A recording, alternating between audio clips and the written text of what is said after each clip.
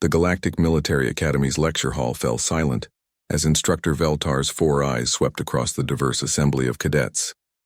Representatives from 12 different species sat in perfect formation, their various forms of military discipline on full display. The Krillian delegation maintained their rigid crystal-like posture, while the Zephyrian cadets kept their bioluminescent patches dimmed in respectful attention. In the third row, Marine Sergeant Jihan Chen adjusted her human military dress uniform and checked her datapad one final time. The small device contained something that would either make her the most popular student in the academy or get her court-martialed. Possibly both.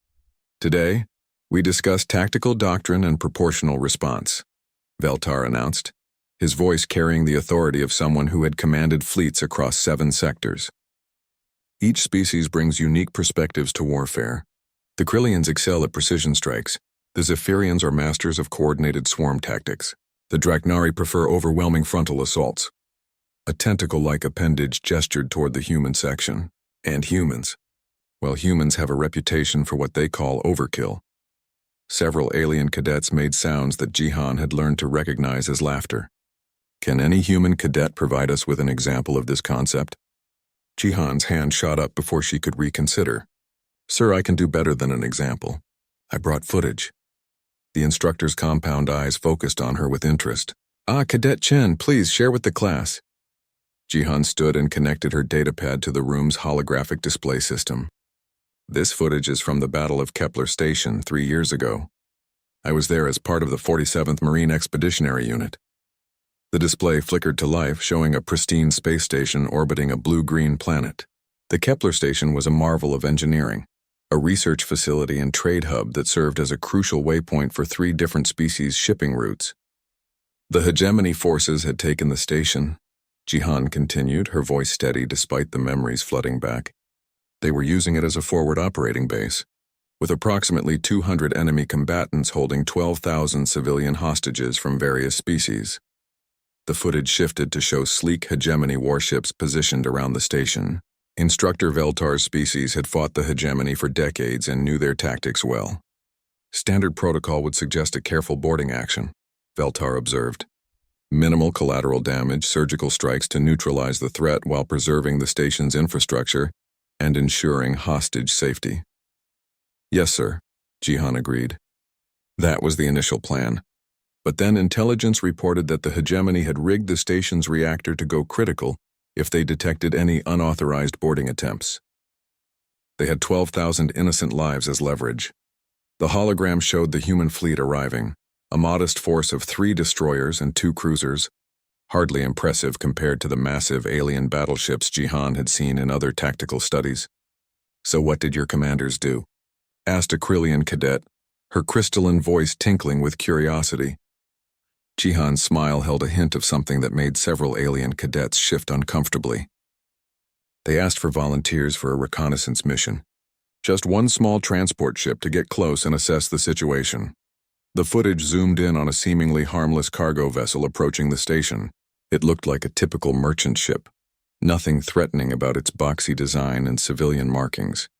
Of course, they didn't mention that the cargo ship was actually a heavily modified marine assault transport carrying 200 of the meanest, most heavily armed humans you've ever seen, along with enough firepower to level a small moon.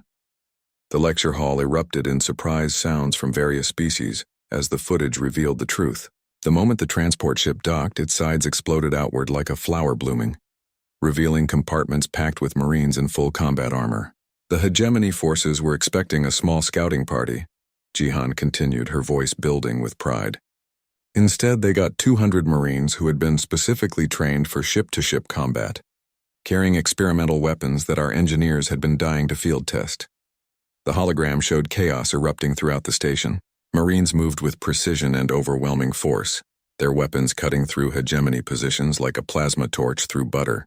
But the reactor, Veltar interrupted. Surely the hostages were evacuated in the first 30 seconds, Jihan finished.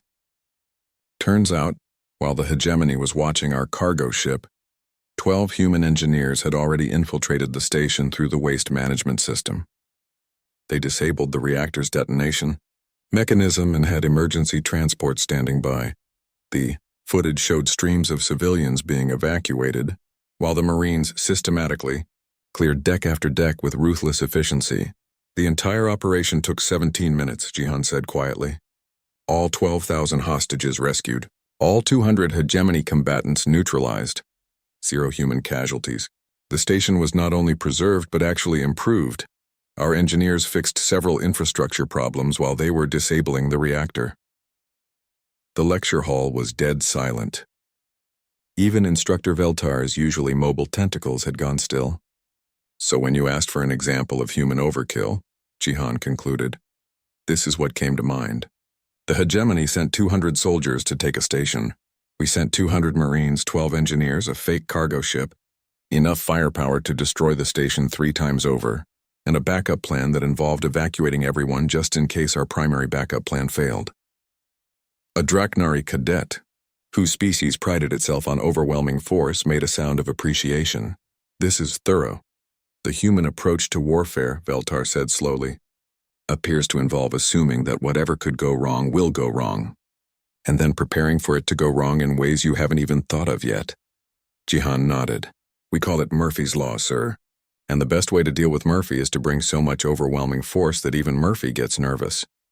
The footage ended with a shot of the restored station, now flying flags from all 3 species that used it as a trade hub. In the corner of the image, barely visible, was a small plaque that Jihan knew read, renovated by the 47th Marine Expeditionary Unit, Semper Fi. As Jihan sat down, she caught the expressions on her fellow cadets' faces. The Krillians looked fascinated by the precision. The Zephyrians seemed impressed by the coordination. The Draknari appeared to be taking notes on the overwhelming force approach. Instructor Veltar's compound eyes studied her for a long moment. Cadet Chen, I believe you have successfully demonstrated the human concept of overkill, though I suspect your species might prefer to call it being properly prepared. Jihan's grin could have powered a small space station. Sir, in the Marines we have another saying, there's no overkill. There's only open fire and reload. The alien laughter that followed was the most beautiful sound Jihan had heard since leaving Earth.